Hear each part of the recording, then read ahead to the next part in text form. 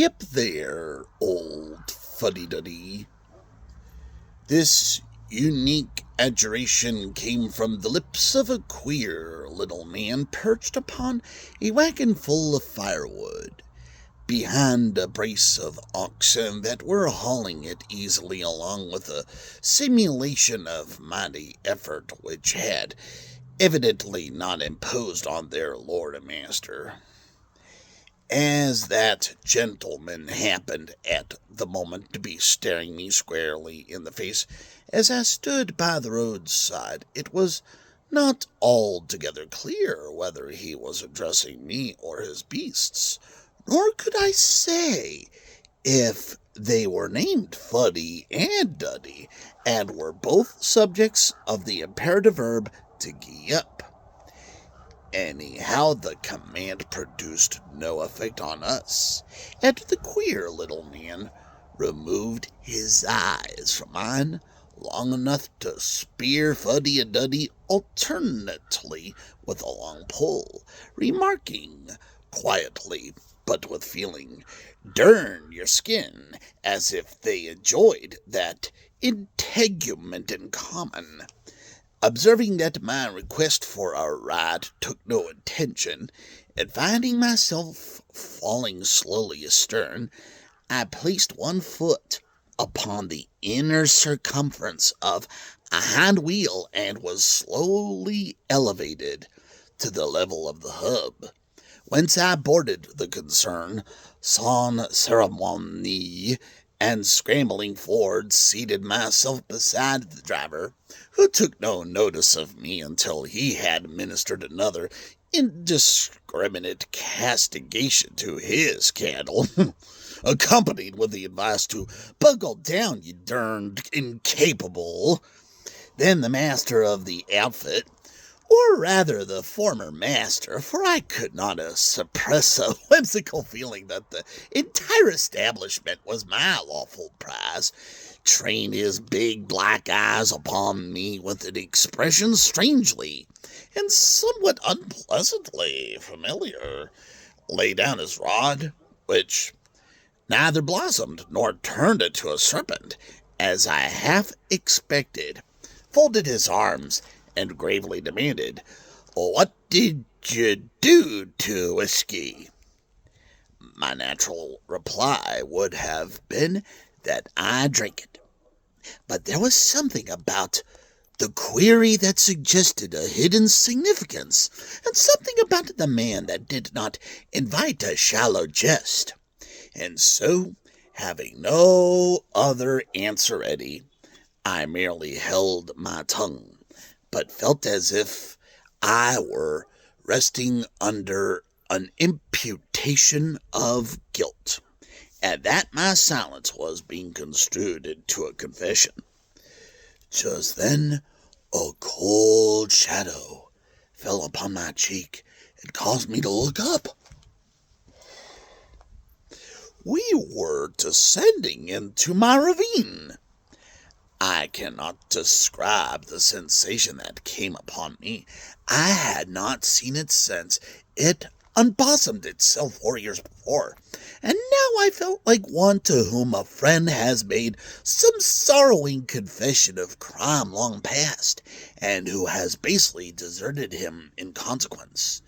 The old memories of Joe Dunfer, his fragmentary revelation, and the unsatisfying explanatory notes by the headstone came back with singular distinctness.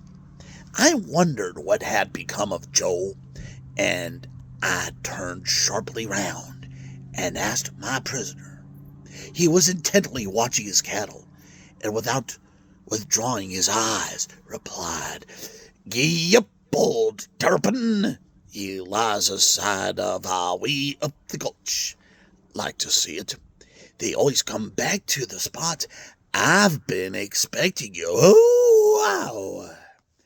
At the enunciation of the aspirate, Fuddy-Duddy, the incapable terrapin, came to a dead halt, and before the vowel had died away up the ravine, had folded up all his 8 legs and laying down in the dusty road, regardless of the effect upon his darn skin. The queer little man slid off his seat to the ground and started up the dell without deigning to look back to see if I was following. But I was. It was about the same season of the year, and at near the same hour of the day of my last visit. The jays clamored loudly, and the trees whispered darkly as before, and I somehow traced in the two sounds of a fanciful analogy to the open boastfulness of Mr. Joe Dunfer's mouth and the mysterious reticence of his manner, and to the mingled hardihood and tenderness of his sole literary production, the epitaph. All things in the valley seemed unchanged, excepting the cow path, which was almost wholly overgrown with weeds. When we came out into the clearing, however, there was change enough. Among the stumps and trunks of the fallen saplings, those that had been hacked China fashion were no longer distinguishable from those that were cut Melican way.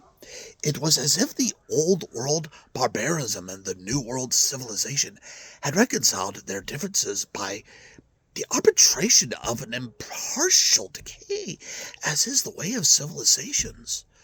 The canole was there, but the Hunnish brambles had overrun and all but obliterated its effete grasses, and the patrician garden violet had capitulated to his plebeian brother, perhaps had merely reverted to his original type.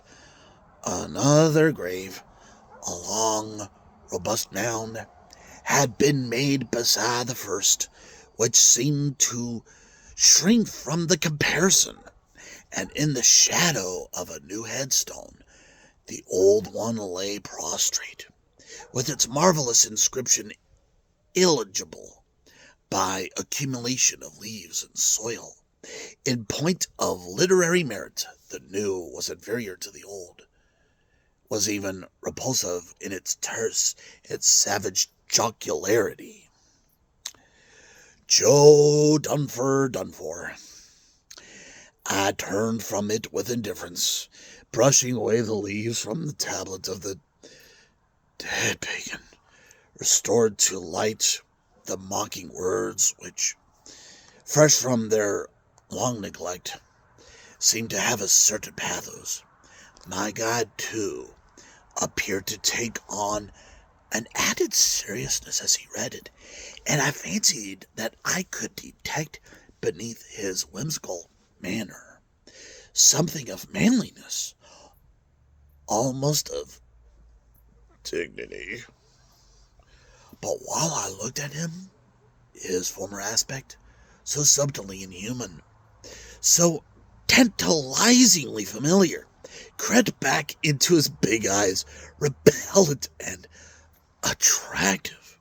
I resolved to make an end of the mystery if possible,